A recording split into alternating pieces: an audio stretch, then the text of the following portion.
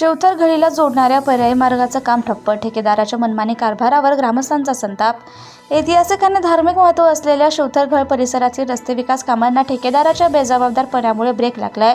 महाड-पंढरपूर मार्गावरून शिवथर घळीकडे जाणाऱ्या पर्यायी मार्गाचं रुंदीकरण गेल्या 2 महिन्यांपासून रखडलं असून रस्त्यावर टाकलेले मातीचे ढिगारे आता शेतकऱ्यांच्या आणि पर्यटकांच्या जीवावर उठलेत। ठेकेदाराच्या मनमानी कारभाराविरोधात स्थानिक शेतकरी विजय साळुंखे यांनी आक्रमक पवित्रा घेतलाय। समर्थ रामदास स्वामींच्या वास्तव्याने पुनीत झालेल्या शिवथर परिसरातील रस्ते विकासाचा पुरता बोजवारा उडालाय। महाड तालुक्यातील महाड-महाप्रळ मार्गावरून शिवथर जोडणारा हा लगतचा मार्ग आहे। शिवाय कुंभे शिवथर ग्रामपंचायतमधील सुनेभाऊ आणि रामदास पठार पारमाची माझेरी गावाला जोडणारा महत्त्वाचा दुवा आहे।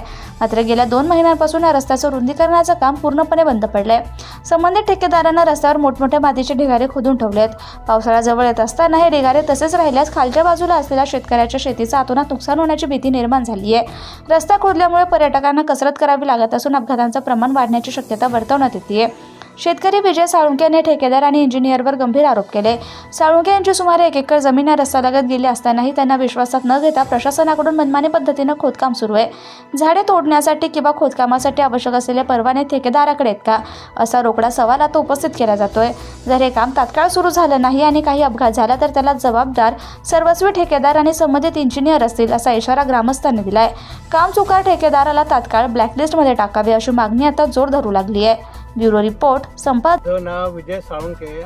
आज जो रस्ता गेलाय वर सोनेगाव ते खाली शिवथर पण माझ्या जागेतून गेलाय आणि मला न विचारता ठेकेदार कुठे जागा किती माती नेतोय काय नेतोय त्याचं काही आम्हाला विचारलं शेतकऱ्यांना तुमचं काय कुठे काय करायचं काही नाही आहे। त्याची मनमानीत चालली माती खोदेन काय आता माती खोदणी म्हणजे कुठून खोदायचं ते पण त्याला कळलं पाहिजे ना। एवढं नुकसान आमचं झालं जवळजवळ वरपासून एवढं माझं 1.5 एकर जमीन गेली असेल यावेळेस रस्त्यामध्ये जास्त पण कमी नाही पण त्यांचं काय ते आम्हाला मोबदला मिळाला पाहिजे की नको तर याचा विचार करावा लोकांनी ना शासनाचा विचार करावा। याचं कारण पत्रकार पहिले तुम्हाला आम्ही धन्यवाद देतो कारण हे काम जवळजवळ 2-2.5 महिने बंद आहे। त्याचं कारण आम्हाला अद्याप काहीच कळालं नाही। वारंवार मी स्वतः इंजिनियर किंवा ठेकेदाराचा जो सुपरवायझर तेलंगे याच्याशी आम्ही 10 वेळा चर्चा केली परंतु त्याचा काही उत्तर आम्हाला भेटत नाही त्यांच्याकडून। तर का बंद आहे हे आम्हाला इंजिनियर लोक सुद्धा सांगत नाहीत।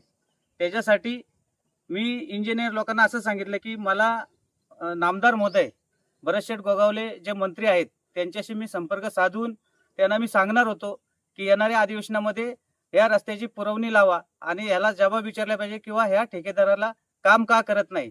त्याच्यामुळे इंजिनियर लोक म्हणले असे काही करू नका, आम्ही आमचं काम प्रगतीपथावरती आणतो पण आतापर्यंत त्यांनी काही केलं नाही। मुख्य रस्ता तसं बोललं तर हा शिवथरगळ ही पर्यटन स्थळ असल्यामुळं आमचे येणारे पर्यटक पूर्ण पुण्यावरून येणारे जे पर्यटक असतात ते शिवथरगळीला जाणारा हा मेन रस्ता जोडलेला आहे।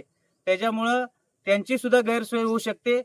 त्यामधून सुद्धा आमचे पुण्याला असणारे चाकरमानी लोक त्यांना हा पर्यायी मार्ग म्हणून अगदी शॉर्टकट अंतर आहे त्याच्यामुळं 20 किलोमीटर आम्हाला यावं लागेल। त्यासाठी हा 6 किलोमीटरचा अंतर आहे। त्यासाठी त्यांनी ह्याची लवकरात लवकर व्यवस्था करावी नाहीतर त्याला सर्वस्व जबाबदार प्रशासन असेल। एवढंच आम्ही या ठिकाणी सांगतो। जय हिंद, जय महाराष्ट्र, धन्यवाद।